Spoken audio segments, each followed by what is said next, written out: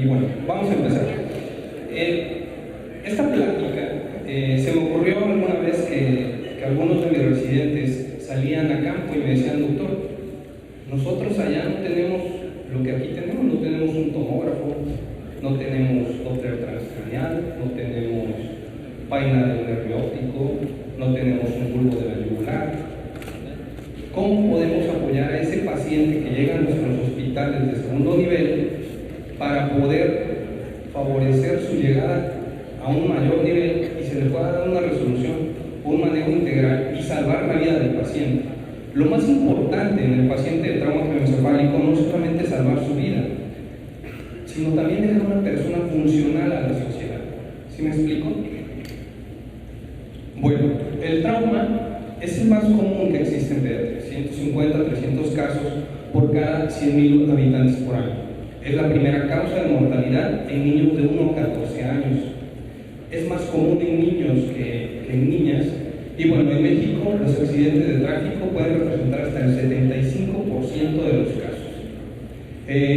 Representa un costo humano impresionante. Para eso estaban ustedes formándose aquí, para eso nos formamos nosotros. Representa un gasto económico. Solamente cuánto cuesta un traslado de un paciente crítico, cuánto cuesta un traslado aéreo, cuánto cuesta una tomografía, una resonancia, las manos de un neurocirujano, las manos de un intensivista. Y también, bueno, cuesta grandes secuelas. No es lo mismo entregarle a la mami a un niño que se cayó de su bicicleta, no llevaba casco y llega con nosotros con un hematoma epidural. No es lo mismo entregarle a ese niño a la mamá, caminando y hablando, y esperar a ese niño que se vuelva a caer, o que llegue con la mamá porque se le obstruyó la cánula del traqueostomía. ¿Sí me explico? Hagamos lo que nos corresponde a cada quien. A los que van a dar el manejo inicial, a los que lo van a trasladar, a los que lo van a recibir, al que lo va a operar, al que lo va a cuidar después del postoperatorio. Es muy importante que ustedes empiecen a hacer anotaciones de todo lo que hagan. Ustedes tienen que empezar a hacer lo que en México no se hace, que es estadística. Y eso, lo único que necesitan es una libreta, una aplicación en su celular, llevar un registro de qué están haciendo. Si ustedes aprenden a valorar lo que ustedes están haciendo hoy, en 3, en 4 años se van a dar cuenta, van a voltear hacia atrás y van a decir: ok, hace 2 años yo no sabía esto, me equivoqué en esto, lo puedo mejorar, estoy débil en estas habilidades, lo puedo mejorar. Pero tienen ustedes que empezar a hacer registros de todo lo que ustedes hagan. Nosotros en el Hospital para el Niño Poblano hicimos una casuística. Yo ingresé a la subespecialidad de terapia intensiva en el 2012 y se nos ocurrió hacer una casuística de cómo estábamos, cómo habíamos estado nosotros manejando a los niños con traumatismo craneoencefálico, y nos llevamos grandes sorpresas. Tuvimos un total de 899 pacientes. Vean cómo la gráfica va del 2008 hacia el 2012 en aumento. Vean cómo pues las edades promedio son entre el 1 y 4 años, 5 a 10 años, donde están los casos más fuertes, la mayor incidencia de estos casos, y 543 versus 356 relación varones-mujeres. La literatura internacional dice 3 a 1, aquí prácticamente estamos 1 a 1, ¿ok? Y esa es casuística de nuestro hospital. Vean, el traumatismo craneoencefálico leve, ese fue el más común en forma global, el moderado en el 281, severo 114, y todo el mundo dice, en mi hospital lo decimos, yo como jefe de urgencias me doy cuenta de que empieza un puente o empiezan las vacaciones y llegan los traumas. Llega el niño fracturado, llega el niño que se cayó del trampolín, llega el niño que se le resbaló a la mamá en las escaleras, llega el niño que estaba sin supervisión en la azotea y se cae. ¿Ok? Pero miren, en etapa escolar el 80% de los casos, y en etapa de vacaciones 186, aunque la frecuencia, nosotros nos empezamos a dar cuenta que es muy común que empiezan a llegar los pacientes en cuanto se libera la escuela. ¿Salen? Y ven, no hay error. Los accidentes que cuestan vida siguen siendo dentro de casa y son situaciones que se pueden prevenir. Y va desde la mami, que todavía sigue insistiendo en que los niños hay que meterlos a una andadera, hasta construimos nuestra segunda planta hace 10 años y no le hemos puesto barandal a las escaleras. O subimos a tender la ropa y no hemos puesto algo protector arriba, o subimos con el niño. ¿Ok? Así de pequeños son los detalles que pueden evitar un traumatismo craneoencefálico. Las causas más comunes, caída de su propia altura, caída de la cama, pero miren, el atropellamiento sigue siendo muy importante, sigue siendo de las principales causas. ¿Sale? La mortalidad general fue del 5%. La mortalidad del TC severo, que es el que nos debe de preocupar en un hospital de tercer nivel, fue alta, 30%. Ahora, ¿por qué hicimos el corte en el 2012? Porque en el 2012 llegaron las nuevas guías de trauma craneoencefálico, donde se incluyeron muchos capítulos orientados hacia el manejo pediátrico.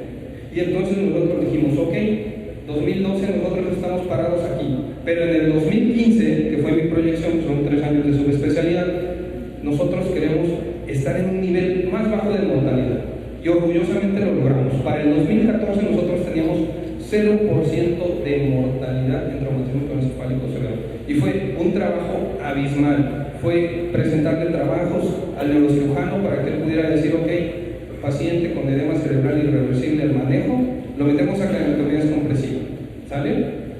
Y afortunadamente nos vino muy bien, pero ha sido cuestión de estar anotando todo, registrando todo, nombre del paciente, edad, de dónde es. Incluso tenemos una casuística de cuántos hermanos tiene. Después del tercer hermano empieza la incidencia mayor, algo que no está reportado en la literatura. Y nosotros seguimos viendo esto. No sé qué tan frecuente sea aquí el uso de moto en Sonora, pero en Puebla todo el mundo anda, todo el mundo quiere andar en moto. Lamentablemente la gente no usa casco, la gente confunde las motos con microbuses, y entonces en lugar de tener un lesionado, tienes 3, tienes 4, tienes 5. ¿Ok? Esto cambia completamente el paradigma. La lesión, atender a un paciente con casco es un panorama suave, pero atender a un paciente de trauma sin casco es el horror total. Bueno, la clasificación de escala de coma de Glasgow, una escala que estadifica leve, moderado, severo. Mañana les voy a platicar algo sobre eso y los voy a poner a trabajar mucho con ello, porque no es lo mismo manejar al paciente que llevaba su casquito, se cayó de su bicicleta y llega con nosotros, pues tal vez con un chichón, tal vez llorando porque al médico que recibió al bebé que estaba en brazos de su mamá se le ocurrió decirle: señora, tráigame a su bebé, lo voy a poner en una cama y lo voy a canalizar. Pues obviamente el niño va a estar llorando, va a estar inconsolable, ¿sale? No es lo mismo manejar a ese niño que manejar a un paciente que se cayó de 3 metros de altura. No es lo mismo manejar al paciente que lo atropellaron. No es lo mismo manejar al paciente que un loco se le ocurrió pasar frente a su casa y tirar 3 kilos, que nos ha pasado allá en Puebla. Entonces, es importante clasificar a nuestros pacientes, ¿sale? Ahora, recordemos que el traumatismo craneoencefálico tiene una lesión, que es la lesión primaria, que es la que es causada en el momento del impacto y es secundaria a la cinemática del trauma de esa lesión. Un martillazo, chocar contra el volante, caer impactado de 3 metros de altura, lesión primaria. Y los maestros dicen, la lesión primaria es culpa a veces hasta del paciente. En el caso de los pediátricos muchas veces es culpa de los papás. Dejamos cosas donde no debe de ser, o no le ponemos reja a las escaleras. Hay muchas causas. Y después viene la lesión secundaria, todo aquello que lleve a un pronóstico más complicado de este paciente. Y entonces nos encontramos con la presencia de un hematoma que va a formar o va a dar un efecto de masa, va a comprimir, va a herniar a ese paciente. La formación gradual del edema cerebral, muy importante. La presión arterial, la presión intracraneana, los niveles de glucosa, la isquemia secundaria, la hipoxia, que ya lo comentaba Héctor hace un momento, importantísimo el manejo del oxígeno. Y los maestros dicen, la lesión secundaria es culpa del que lo maneja. Y es donde entramos todos nosotros, ¿sale? ¿Por qué? Porque ustedes son quienes van a entregar en manos del urgenciólogo y del intensivista un paciente con neumoglucemia, con neumotensión. ¿Sí me explico? Entonces, Pensando en esto, recordemos la teoría de Monroe-Kelly. La teoría de Monroe-Kelly sostiene que el cráneo es un continente que está lleno de tres sustancias: el cerebro, ocupando el 80%, la sangre arterial y venosa, ocupando el 10%, y el líquido cefalorraquídeo, que ocupa otro 10%, y tenemos un 100%. Pero supongamos que ese paciente, como de la nada, lo soltamos contra la pared y empieza a sangrar. Entonces, el segundo componente, la sangre, empieza a ocupar más espacio. La respuesta del cerebro, ¿cuál va a ser? Disminuir la producción del líquido cefalorraquídeo. Pero todo eso tiene un punto de corte. Y cuando ese punto de corte se vence, empieza a haber manifestaciones clásicas de la hipertensión endocraniana. Hay efectos agudos, como es la formación de un hematoma secundario a un traumatismo craneoencefálico, y hay efectos crónicos que le permiten a este cráneo echar a andar mecanismos de compensación que evitan que la hipertensión endocraniana sea letal en forma rápida, pero sí va a ser letal en forma progresiva. Por ejemplo, la formación de un tumor. Un tumor se va formando 1 mes, 2 meses, 3 meses, 4 meses. Habitualmente el paciente con un tumor tarda entre 2 y 4 meses en tocar por primera vez un hospital. Y el paciente llega literal con datos de lateralización, pero tal vez no con datos de cuadro hipertensivo en ese momento. O la presión intracraneal empieza a llegar a límites superiores. ¿Ok? Entonces, muy importante entender este concepto en forma aguda. Ahora, esto es lo que nos podemos encontrar: hematomas epidurales que dan gran compresión de masa, que pueden comprimir las cisternas perimesencefálicas, borrar los valles sylvianos, borrar los cuernos laterales, producir gran edema secundario. Estos son los que más problemas nos dan. Los hematomas subdurales, pues bueno, toman la forma del cerebro, nos dan un poquito más de tiempo, no hay tanta compresión. Si hay mucho edema perilesional, y es el sobre el que tenemos que trabajar, pero nos dan un poco más de tiempo. Los hematomas intraparenquimatosos, también sumamente frecuentes, proteger del evento convulsivo, etc. ¿Sale? Ahora, vamos a lo grueso del asunto. Todos quisiéramos estar en una terapia intensiva donde tuviéramos Doppler transcraneal, pudiéramos hacer monitorización de la vaina del nervio óptico, captores de presión intracraneana, electroencefalograma, sistema BIS, monitorización de tensión arterial en forma invasiva, capnografía. Todos quisiéramos o todos soñamos con estar en una terapia así. Por lo menos eso fue mi máximo hace un par de años. Yo me imaginaba en una terapia así, yo me imaginaba vivir de poner catéteres subdurales, vivir de poner líneas arteriales, bulbos de la yugular, hacer craneotomía de urgencia en la cama del paciente para drenar hematomas. Esto es lo que todos quisiéramos. Lamentablemente, eso no en todos lados existe. ¿Vale?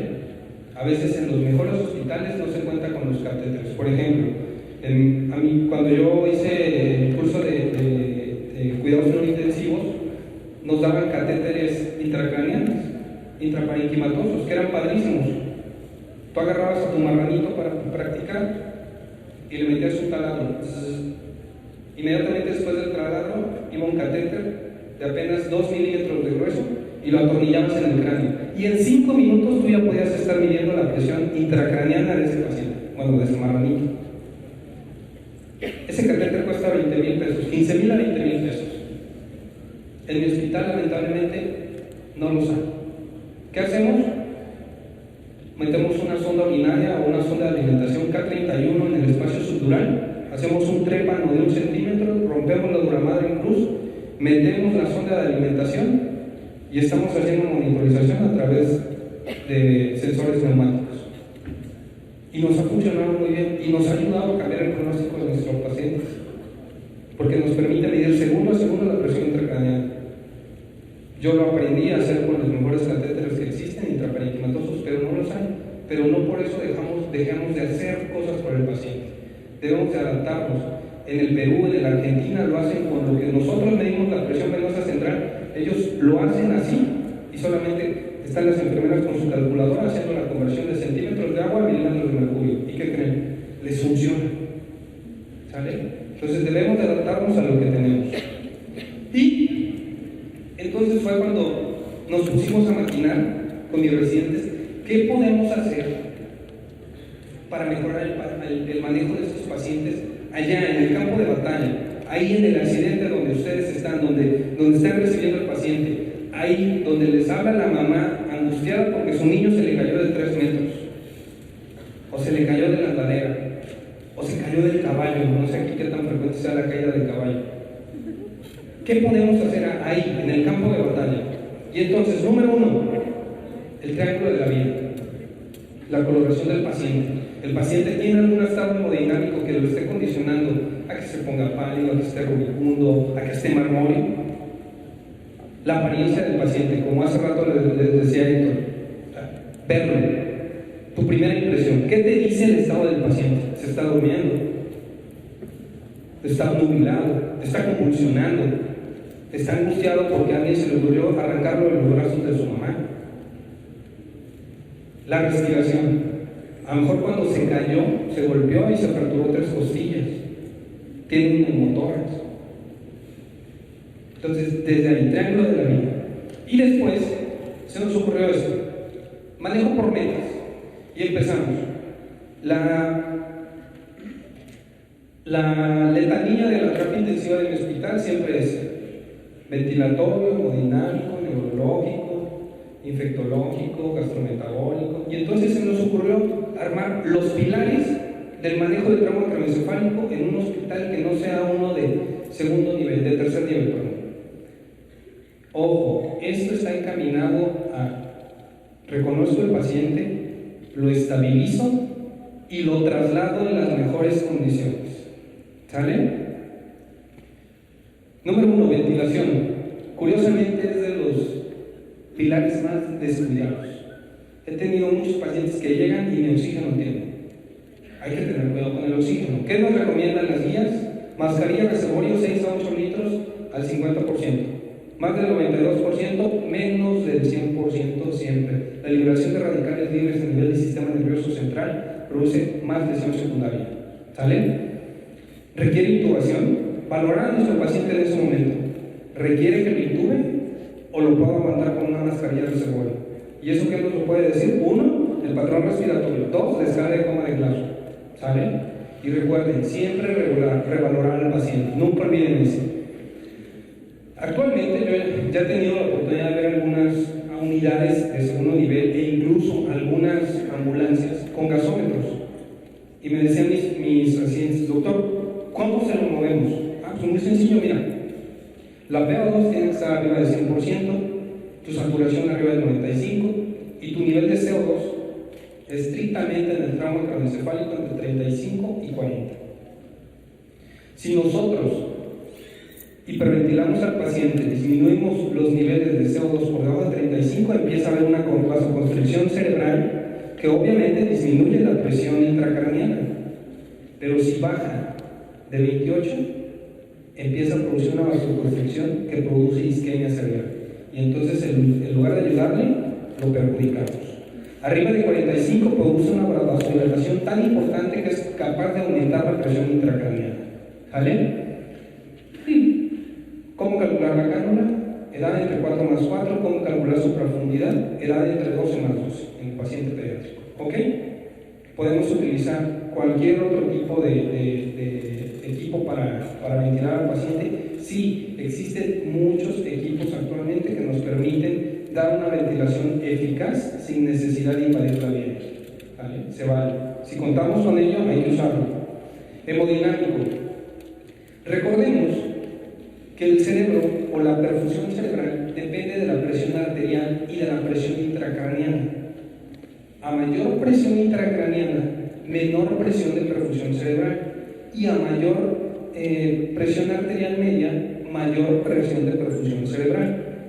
Presión de perfusión cerebral entonces es igual a la presión arterial media menos la presión intracraneana. Y uno de mis pacientes me dijo, ajá, ¿y cómo voy a saber cuánto tiene de presión, doctor? No tienes que saberlo en ese momento. Para ti, ese paciente que se cayó de 3 metros de altura tiene una presión intracraneana de 20 hasta no demostrar lo contrario. ¿Cuál es la presión de perfusión mínima que debe de tener? Hay muchas escalas. El doctor Casado Flores tiene una clasificación por edades pero en general se dice que la presión de perfusión cerebral que asegura que ese cerebro sea viable es arriba de 60 milímetros de mercurio. Por lo tanto, ¿qué presión arterial media debemos de tener en nuestros pacientes? Mínimo de 80. 80 menos 20, 60. Y eso es igual a que el cerebro se está perfundiendo. ¿Qué podemos utilizar? Solución Harman, solución hipertónica, aminas, pueden utilizar dobutamina, pueden utilizar norepinefrina. La solución hipertónica, ahorita les platico cómo se prepara. Estado neurológico. Número 1, control del dolor. ¿Qué podemos utilizar? Las guías actuales de trauma dicen que podemos utilizar nalbuphina, fentanilo. La verdad es que con el fentanilo los pacientes se quedan muchísimo más tranquilos. ¿Cómo lo pueden utilizar? Lo pueden utilizar en bolos, 2 a 4 microgramos kilogramo dosis, o en infusión de 2 a 4 microgramos kilogramo por hora, sin ningún problema. Sedación, pueden utilizar bolos ustedes de 400 microgramos kilogramo dosis de midazolam, sin miedo, no le va a pasar nada al paciente. Hay muchos paramédicos que me han dicho, doctor, es que le pega mucho a la hemodinamia, pasen un poquito despacio y no va a pasar nada. Utilicen solución hipertónica y no va a pasar nada. Pónganle aminas y no va a pasar nada. ¿Ok? Entonces, sedación con midazolam, 400 microgramos kilogramo dosis cada 4 horas, o lo pueden utilizar en infusión de 800 hasta 1400 microgramos kilogramo por hora, o de 1 a 24 microgramos kilogramo minuto, a lo que les sea más cómodo calcular sin ningún problema. El chiste es que el paciente no lo llevamos intubado y el paciente se vaya moviendo, ¿vale? Lidocaína, 1 miligramo kilogramo dosis previo estímulo, solamente para disminuir el reflejo vagal. Y en los pacientes con trauma es muy importante, hay mucha controversia respecto al uso o no uso de anticonvulsivos. Lo que sí está descrito es que podemos utilizar fenitoína, 10 miligramos kilogramo día, en 3 dosis, por un periodo no mayor a 7 días, ya que la fenitoína ha demostrado ser eficaz en las convulsiones asociadas a etapa temprana, es decir, del día 1 al día 7. Después de eso han sugerido algunos como manejo con ácido valproico, pero en lo que trasladamos al paciente, el DFH es genial. Gastrometabólico, esquema de soluciones, no utilicen sodio, no le pongan sodio al paciente con trauma de cráneo, pongámosle mejor concentrado de sodio. Ahorita les digo cómo se prepara, ¿sale? Hay que mantener la glucosa entre 120 y 160. Recordemos que lo que más va a dañar al cerebro va a ser la osmolaridad, y que la osmolaridad tiene mucha relación con la glucemia. Si este paciente desarrolla hiperglicemia, seguramente la osmolaridad va a aumentar y va a producir mayor daño cerebral, mayor lesión secundaria. Podemos ponerle solución hipertónica. ¿Cómo la preparamos? No se complique la vida. Concentrado de sodio al 17.7%, 20 mililitros más 80 mililitros de agua y destilada. ¿Cómo lo podemos usar? Existen los bolos y existe la infusión. Bolos, 3 a 5 mililitros kilogramo dosis para pasar de 30 a 60 minutos. Lo queremos dejar en infusión porque vamos a trasladar al paciente 1 mililitro kilogramo por hora. Si pesa 60 kilos, 60 mililitros kilogramo por hora. Si pesa 30 kilos, 30 mililitros por hora. ¿Ok? Con excelentes resultados. Incluso hay estudios que han demostrado que tiene menos efectos secundarios que el manitol. ¿Sale? Y la meta es mantener una osmolaridad por debajo de 360. ¿Sale? A mí me ha pasado mucho que de repente me llaman para manejo de paciente neurocrítico y empiezo a poner soluciones y me hablan en la madrugada, doctor, es que ya tiene 340 de osmolaridad, ya le voy a quitar la hipertónica. No me quites nada, contrólale la glucosa y déjalo así. ¿Sale? No le va a pasar nada al paciente. Renal, no utilicemos diuréticos. Recordemos que el paciente de trauma puede hacer síndromes neuroendocrinos. Y entonces, si nosotros empezamos a usar diuréticos en estos pacientes, lo más probable es que no nos demos cuenta cuando este paciente nos haga secreción inapropiada o antidiurética. No nos vamos a dar cuenta cuando nos haga un síndrome perdedor de sal. Entonces, no diuréticos, no necesitan diuréticos. ¿Sale? Es un mito que el paciente con trauma craneoencefálico o que el edema cerebral asociado a trauma craneoencefálico disminuye con diuréticos o o que disminuye con dexametasona. Eso es un mito, es totalmente incorrecto. ¿Sale? La meta es mantener una uresis de 1 a 2 mililitros kilogramo por hora en menores de 10 kilos y de 40 a 80 mililitros kilogramo por hora en mayores de 10 kilos por superficie corporal. Y siempre es muy importante que nos reporten los volúmenes urinarios a la llegada. Doctor, orino tanto, le queda por kilo tanto, por metro cuadrado tanto, importantísimo. O nada más el volumen y se acaba, ¿ok? Hematológico. También me ha pasado que me hablan y me dicen, doctor, tengo un paciente con trauma de cráneo y la hemoglobina bajó, ¿le voy a transfundir? No se debe transfundir. La hemoglobina óptima para el paciente de trauma de cráneo está entre los 9 y 11 gramos. ¿Por qué? Porque recordemos que los hematíes tienen que pasar por diferentes vasos sanguíneos de diferente calibre. A eso aumentenle pasar por los capilares cerebrales que están apretados por el edema cerebral intersticial. Entonces, caben menos hematías. Entonces, con esos niveles de hemoglobina se permite el paso de esos eritrocitos por todos y cada uno de los vasos sanguíneos y por lo tanto se permite la perfusión. Obviamente, vigilar los datos de sangrado evidente. ¿Qué paciente podríamos sospechar sangrado evidente? El paciente que se está hipotensando, el paciente que está teniendo retardo en el llenado capilar, el paciente que nosotros lo levantamos con pupilas isocóricas normoreflécticas y de repente ya se encuentra completamente anisocórico. Entonces, ese tipo de pacientes son los que hay que estar vigilando. Hay que tomarle a su llegada biometría, tiempos, química sanguínea, albúmina, ego, electrolitos, calcio. No requieren nada más, a veces les piden hasta kriptonita en orina, ¿no? El manejo del paciente de trauma craneoencefálico solo requiere esto. Infectológico. Si tiene una fractura hay que ponerle penicilina. No es necesario hacer triabanco, mero, piperatazo, 2 ampulas de inmunoglobulina y su ojito de venado, no. Penicilina, 400 unidades kilogramo día en 6 dosis. Ya lo invadimos, ya lo empezamos a canalizar, ya le pusimos un catéter, ya le pusimos un bulbo. Cefalotina. Que lo intentamos intubar y no pudimos y el paciente broncoaspiró, hay que cubrir gas negativos y anaerobios. Ceftriaxona. Y siempre muy importante, equipo seguro, lugar seguro. Siempre, en cada paso que demos con nuestros pacientes, cada vez que abordemos un pilar, hay que revalorar a nuestro paciente. Nunca descuidemos cada uno de los pilares, nunca descuidemos la ventilación, la hemodinámica. Los chicos me decían, doctor, ¿y eso sirve? ¿En serio? ¿Eso que usted nos está dando sirve? Sí sirve. Marzo 2015, niña de 5 años de edad, estaba en su casa jugando tranquilamente, viendo tele con sus hermanos.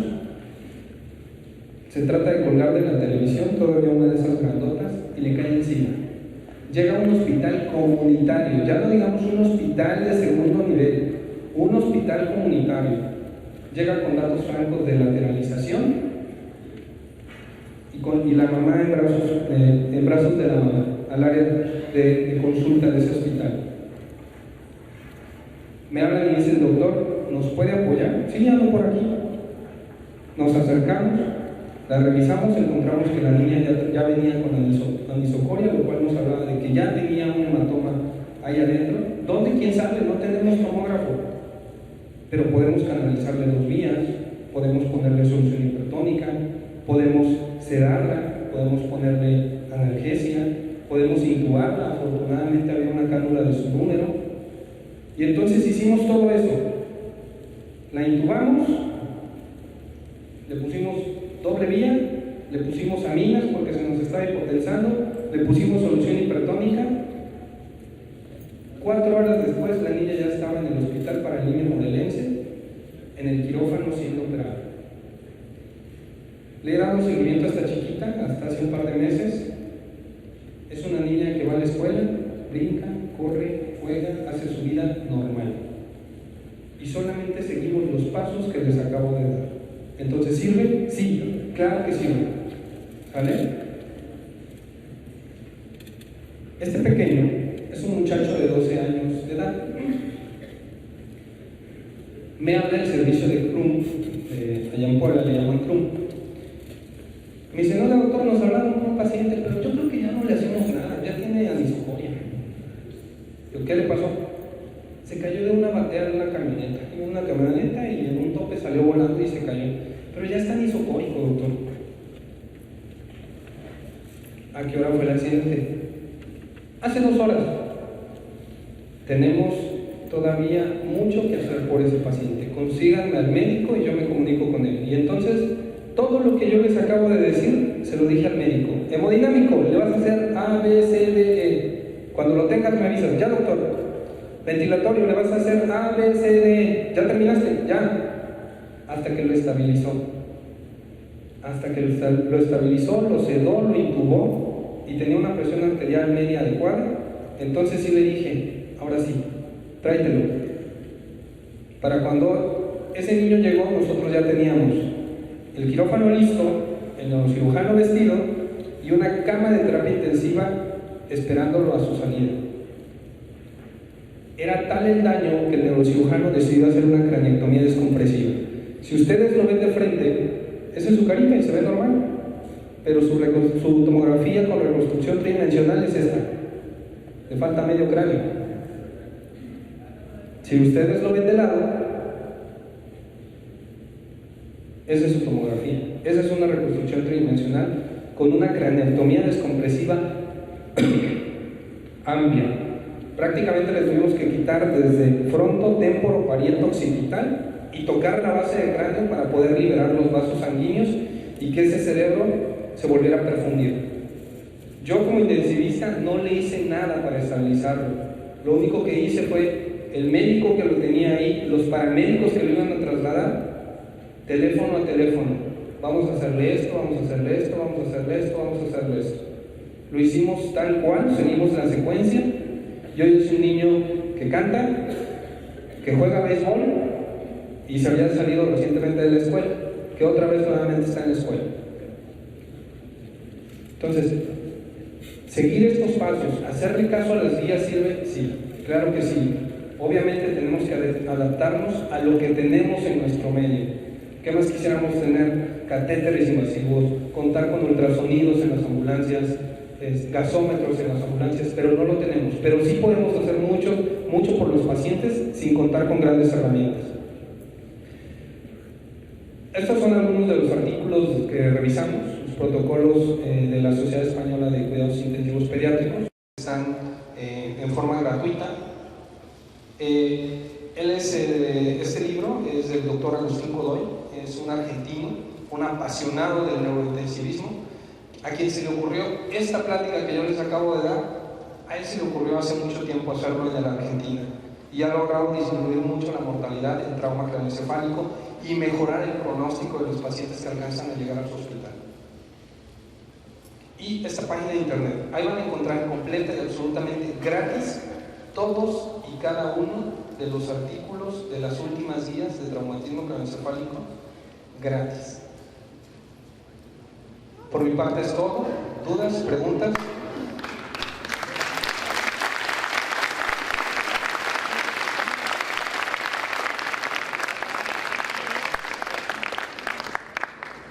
¿Alguna pregunta? ¿Están cansados? Bueno, pues muchas gracias y nos vemos el día de mañana.